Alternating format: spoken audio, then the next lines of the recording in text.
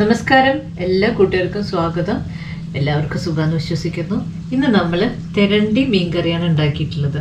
വളരെ എളുപ്പത്തിൽ ഉണ്ടാക്കാൻ പറ്റിയ നല്ല ടേസ്റ്റി മീൻകറിയാണിത്.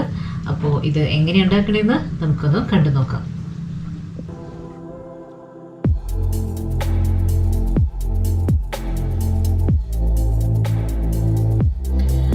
ഇപ്പോൾ ഇവിടെ 1 കിലോളം വെയിറ്റുള്ള തിരണ്ടി മീൻ എടുത്തിട്ടുണ്ട്. തിരണ്ടി മീൻ ഒരു പ്രത്യേക ടേസ്റ്റാണ് കേട്ടോ. നമ്മുടെ സ്രാവ് ഒക്കെ പോലെ തന്നെ അല്പം വ്യത്യസ്തമായിട്ടുള്ള ഒരു ഫിഷാണിത്. അപ്പോൾ ഇതിനിവിടെ നമ്മൾ കഴുകി വൃത്തിയാക്കി വെച്ചിട്ടുണ്ട്. ഇനി ഇതിലേക്ക് വേണ്ട സാധനങ്ങളൊന്ന് പറയാം.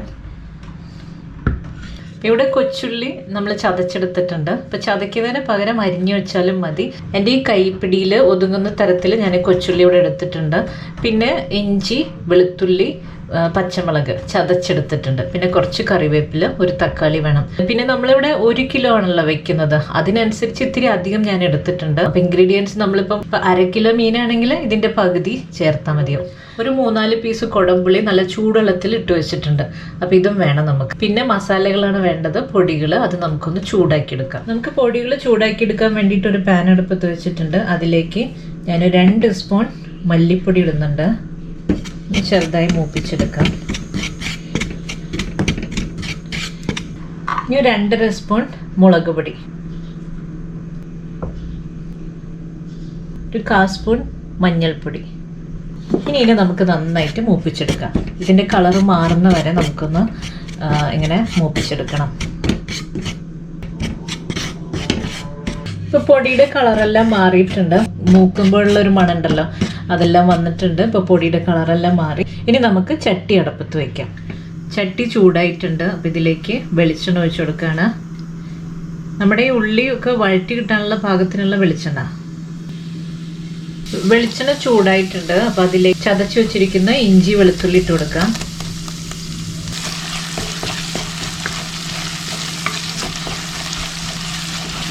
ഇനി ചതച്ച് വെച്ചിരിക്കുന്ന ചെറിയുള്ളി ഇട്ട് കൊടുക്കാം.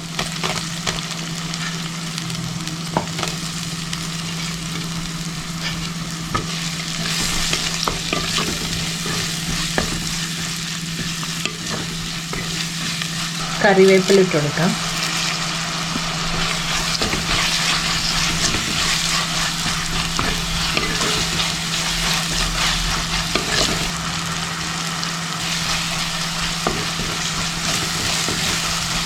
ഇപ്പം നമ്മുടെ ചെറിയുള്ളിയൊക്കെ നന്നായി വഴന്ന് വന്നിട്ടുണ്ട്. അപ്പം ഇനി ഇതിലേക്ക് തക്കാളിയുടെ പീസുകൾ ഇട്ട് കൊടുക്കാം. അപ്പം തക്കാളി വേണ്ടെന്നുണ്ടെങ്കിൽ ആഡ് ചെയ്തില്ലെങ്കിലും കുഴപ്പമില്ല, നമ്മൾ കുടപ്പുളി ചേർക്കുന്നുണ്ടല്ലോ.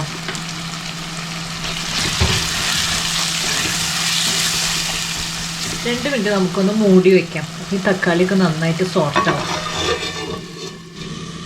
ഓക്കെ, ഇനി നമുക്ക് തുറന്നു നോക്കാം.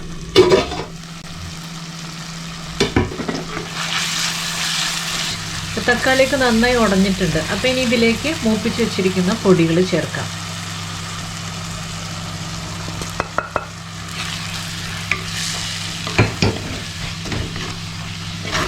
നന്നായിട്ട് ഇളക്കി യോജിപ്പിച്ചെടുക്കാം.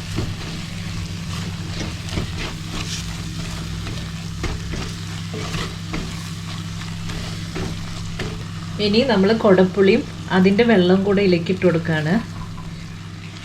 ഇതിൽ ചെറുതായിട്ടൊക്കെ എണ്ണ തെളിയാൻ തുടങ്ങിയിട്ടുണ്ട്. അപ്പോൾ ഇനി ഇതിലേക്ക് നമുക്ക് ആവശ്യത്തിനുള്ള വെള്ളം ഒഴിച്ചു കൊടുക്കാം. ഇപ്പോൾ അധികം ചാറില്ലാതെ നമ്മൾ നന്നായി കുറുക്കി വറ്റിച്ചെടുക്കുക ചെയ്യുന്നത്. അപ്പോൾ അധികം വെള്ളം ഒഴിക്കേണ്ട, നമുക്ക് കുറച്ച് വെള്ളം ഒഴിച്ചാൽ മതി. ഇനി ഞാൻ ഉപ്പുകല്ലാണ് ചേർക്കുന്നത്. ഇതിലേക്ക് കുറച്ച് ഉപ്പിട്ട് കൊടുത്തു. ഇത് തിളക്കട്ടെ കേട്ടോ. തിളയ്ക്കുമ്പോൾ നമുക്ക് മീനിട്ട് കൊടുക്കാം. നമ്മുടെ ഈ മസാലക്കൂട്ടൊക്കെ നന്നായി തിളച്ച് വന്നിട്ടുണ്ട്. അപ്പോൾ ഇതിലേക്ക് ഇനി ഓരോരോ പീസ് മീനിട്ട് കൊടുക്കുകയാണ്.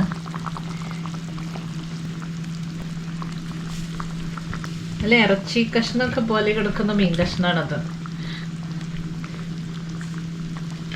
ഇപ്പം മീനെല്ലാം മുങ്ങിക്കിടക്കാൻ പാകത്തിനുള്ള വെള്ളമുണ്ട്. ഇനി നമ്മളിതിൽ വെള്ളമൊന്നും വേണ്ട, വെള്ളമൊന്നും വേറെ ചേർക്കേണ്ട ആവശ്യമില്ല. അപ്പോൾ ഇതിൽ കിടന്നിട്ട് നമ്മുടെ ഈ മീനൊന്ന് വെന്ത് കിട്ടണം. പെട്ടെന്ന് വേവ് കേട്ടോ, 10 മിനിറ്റൊക്കെ മതി. അപ്പോൾ ഇത് നന്നായി കിടന്ന് തിളച്ച് വേവട്ടെ.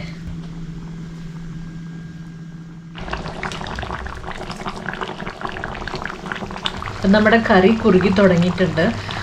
ചാറെല്ലാം ചെറുതായി കുറുകിയിട്ടുണ്ട്. മീനൊക്കെ വെന്തിട്ടുണ്ട് കേട്ടോ, പെട്ടെന്ന് വേവും. നമുക്ക് ഇതിനൊന്ന് ചുറ്റിച്ചു കൊടുക്കാം, ചിലപ്പോൾ അടി പിടിക്കാതിരിക്കാനേ. അപ്പോൾ നമ്മൾ വളരെ എളുപ്പത്തിൽ ഉണ്ടാക്കാൻ പറ്റിയ കറിയാണ് ഇവിടെ കാണിച്ചിട്ടുള്ളത്. ഇനി ഇതിനെ നമ്മൾ വറുത്തരച്ച് വെക്കുകയും ചെയ്യാറുണ്ട്. ഇതും നല്ല ടേസ്റ്റാണ്, അതും ടേസ്റ്റാണ്. ഇപ്പം അത്യാവശ്യം കുറുകിയിട്ടുണ്ട്. ഇനിയിപ്പോൾ നമുക്ക് ചാറോട് കൂടെ വേണമെന്നുണ്ടെങ്കിൽ ഇത്രയും കുറുക്കണ്ട കേട്ടോ. മീൻകറി ഇങ്ങനെ ഇരുന്ന് വറ്റി ആ കഷ്ണങ്ങളിലൊക്കെ ഇങ്ങനെ മസാലയൊക്കെ പിടിച്ചിരിക്കുമ്പോൾ നല്ല ടേസ്റ്റാണ്. ഇപ്പം അത്യാവശ്യം കുറുകിയിട്ടുണ്ട്. ഇപ്പം നമ്മുടെ ഈ ചട്ടിയുടെ ചൂടിൽ ഇനിയും ഇത് കുറുകും. അപ്പോൾ ഫ്ലെയിം ഓഫ് ചെയ്യാം. ഇതിലേക്ക് കുറച്ച് കറിവേപ്പില ഇട്ട് കൊടുക്കാം.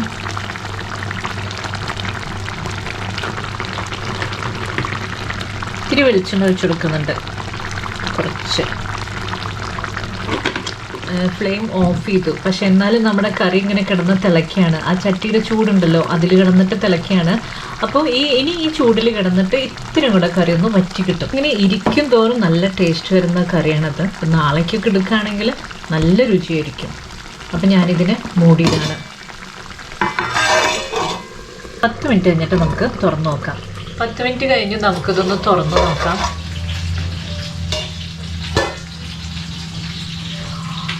അപ്പോൾ ഇവിടെ അത്യാവശ്യം കുറുകിയിട്ട് തന്നെ കിടക്കുന്നത്. പക്ഷെ വേണമെങ്കിൽ നമുക്ക് ഇത്തിരി കൂടെ ഒന്ന് വറ്റിച്ചെടുക്കാം. നല്ല ആ കഷ്ണങ്ങൾ മാത്രമായിട്ട് എടുക്കാം.